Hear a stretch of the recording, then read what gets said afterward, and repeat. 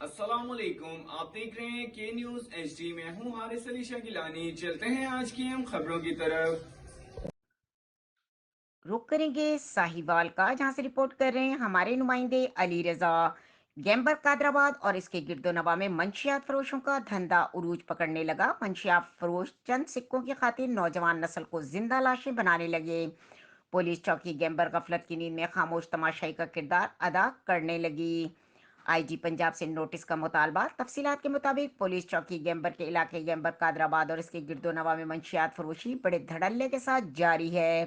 منشیات فروش چند سکوں کی خاطر نوجوان نسل کو تباہ و برباد کرنے لگے اور زندہ لاش بنانے لگے۔ پولیس چوکی گیمبر کے انچارج نوٹوں کی چمک دمک کے آگے بے بس اور منشیات فروشوں کے خلاف کارروائی کرنے سے قاصر ہیں۔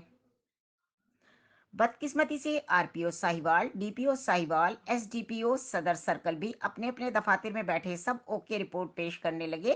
گیمبر قادرآباد کی سیاسی اور سماجی شخصیات کا وزیر اعلیٰ پنجاب سید محسن نقوی آئی جی پنجاب سے پرزور مطالبہ کیا ہے کہ گیمبر قادرآباد اور اس کے گرد و نواح میں منشیات فروشوں کے کیفر کردار تک پہنچانے کے لیے اپنا کردار ادا کریں اور ان کی سرپرستی کرنے والے پولیس چوکی گیمبر کے کرپٹ افسران کے خلاف بھی قانونی کارروائی کر کے انہیں بھی کیفر کردار تک پہنچانے اور محکمانہ کارروائی کریں۔